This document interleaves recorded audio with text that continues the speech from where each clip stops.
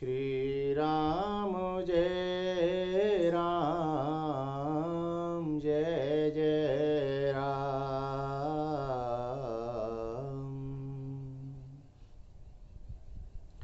सभी को जय श्री राम।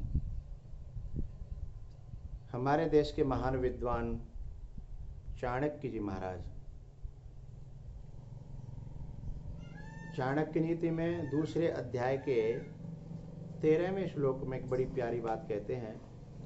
श्लोकेन वा तदर्धेन पादेनैकाक्षरेण वा अवन्ध्यं दिवसं कुर्यात् दानाध्ययन कर्मभिः। अवन्ध्यं दिवसं कुर्यात् दानाध्ययन कर्मभिः। श्लोकेन वा तदर्धेन पादेनैकाक्षरेण वा अवन्ध्यं दिवसं कुर्यात् दानाध्ययन कर्मभिः। चाणक्य नीति अध्याय 2 श्लोक नंबर 13 बड़ा प्यारा श्लोक है। इसमें महान भारत की विभूति श्री चाणक्य जी महाराज कहते हैं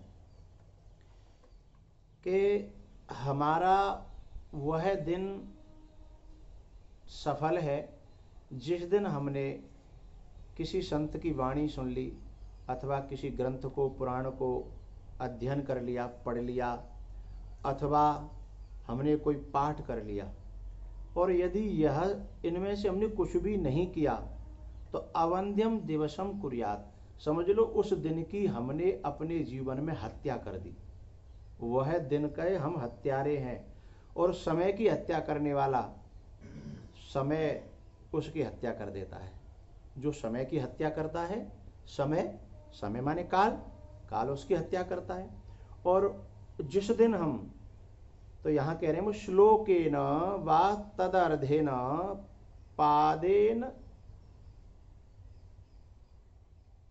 एक अक्षरेण वा, बोले ज्यादा या हो सके तो रामायण का नवान करे, मास पारायण करे, अथवा गीता का एक अध्याय करे, अथवा भागवत का, जैसी जिसको सुविधा हो, और कुछ न हो तो संतों की वाणी का श्रवण करे।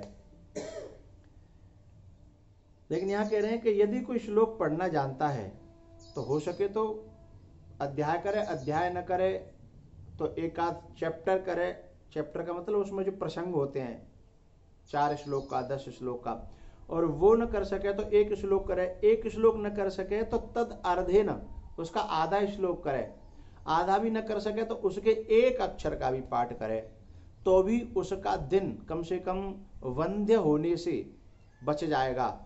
यानी उसका दिन, उसका जो काल है, जो समय है, उसकी हत्या नहीं होगी, वह हत्या होने से बच जाएगा। अवंध्यम दिवसम कुर्यात, दिन कौन सा सफल है? दान अध्ययन कर्म भी। जो व्यक्ति दान और अध्ययन ये दोनों कर्म जिस दिन कर लेता है, समझ लो उसका वह दिन सफल हो जाता है। यह बातें हमें राम राज्य में देखने को मिलती हैं, और उससे पहले महापुरुषों के जीवन में तो हमेशा देखने को मिलती हैं, चाहे कलयुग हो, चाहे त्रेता, चाहे द्वापर, चाहे सतयुग।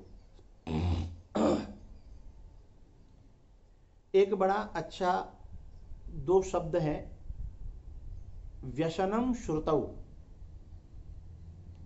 व्यसनम श्रुतौ, सुनने का जिनको व्यसन लग गया, जिनको कथा के बिना रहा नहीं जाता, समझ लो उसका जीवन धन्य है, उसका दिन धन्य है, उसके कान धन्य है, उसका कुल धन्य है। यह लक्षण बहुत महापुरुषों में घटते हुए दिखाई देते हैं, जैसे नारद जी, सनत कुमार, व्यास जी, अनेकों महापुरुष। तो यहाँ मैं एक नारद जी का उदाहरण देता हूँ। उनका ये कह रहे हैं व्यसनम श्रुतौ, सुनना ही जिनका व्यसन है। कोई सुनाने वाला मिल जाए तो बहुत अच्छी बात, नहीं मिला तो आपस में सुनने लगते एक दूसरे से। आशा वसन व्यसन एकते नहीं, जह हरि चरित होहि तह सुनहि, जह हरि चरित होहि तह सुनहि। जहाँ जहाँ हरिचरित होते हैं, हनुमान जी को भी आप देखिए, रामचरित सुने वे को रसिया, सीता राम लखन मन बसिया। अच्छा, एक बात हमें चर्चा करनी है कि हरिचरित सुनने से होता क्या है। एतस्माद् परम किंचन मन शुद्धि न विद्यते, इससे मन शुद्ध होता है, चित्त शुद्ध होता है, बुद्धि शुद्ध होती है, और ये शुद्ध हो जाए तो जीवन शुद्ध होता है, जीवन शुद्ध हो जाए तो आहार शुद्ध होता है, आहार शुद्ध हो जाए तो फिर रग रग में हमारे ब्लड शुद्ध होता है, और ब्लड शुद्ध होता है तो दुनिया की कोई भी बीमारी शरीर पर प्रभाव नहीं कर सकती, चाहे वो कोरोना हो, चाहे वो कैंसर हो, चाहे वो कोई और भयंकर से भयंकर बीमारी हो। मन जब नकारात्मक होता है तो नकारात्मक मन से हमारे अंदर गलत केमिकल प्रकट होते हैं, और गलत केमिकल प्रकट होते हैं, नेगेटिव केमिकल प्रकट होते हैं, तो शरीर में देखो दशरथ जी को जैसे सूचना मिली वरदान मांगे तो तुरंत उनके अंदर इतने नकारात्मक विचार हुए और विचारों से नकारात्मक केमिकल बने, और यहाँ तक इतने केमिकल बने कि शरीर सहन नहीं कर पाया, दशरथ को मरना ही पड़ा। अभी भी ऐसा ही हो रहा है, बीमारी से 5% लोग मर रहे हैं, लेकिन जो सुन सुन करके दिमाग खराब हो रहा है उससे जो केमिकल बन रहे हैं और उससे जो अटैक आ रहे हैं। अभी आप लोग सुन रहे हो कि फलाने को कोरोना हुआ, लेकिन उसकी जब डेथ सर्टिफिकेट आया तो क्या आया, वो अटैक से मरा। क्यों? क्योंकि घबराहट से इतने केमिकल खराब हो गए कि केमिकल से जहर बना, उससे खराब चिंतन से जहर बना, और जहर को शरीर सहन नहीं कर पाया, हार्ट सहन नहीं कर पाया और अटैक हो गया। लेकिन जब हम हरि के चरित्र सुनते हैं ना, तो हमारे यहां अंदर शुद्धिकरण होता है, जिसे हम फिल्टर कहते हैं, जिससे गलत कीटाणु मरते हैं और अच्छे जन्म लेते हैं। देखो आपने कई बार अनुभव किया होगा, हमारे आसपास कथा आने वाली हो तो बीमार लोग भी ठीक हो जाते हैं और उछलने लगते हैं, कूदने लगते हैं।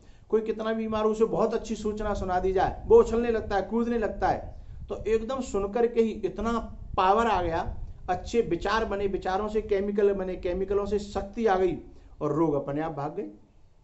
तो ये श्रवण बड़े काम का है।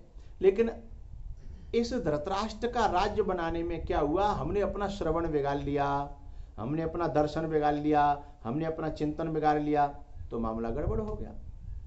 तो बस मेरा यही अनुरोध है, जो चाणक्य जी महाराज कह रहे हैं वो बात आज के समय में बड़े काम की है, इस पर हम लोगों को गौर करना चाहिए। इन्हीं शब्दों के साथ आप सबको जय सिया राम, मंगल हो, कल्याण हो, खुश रहो।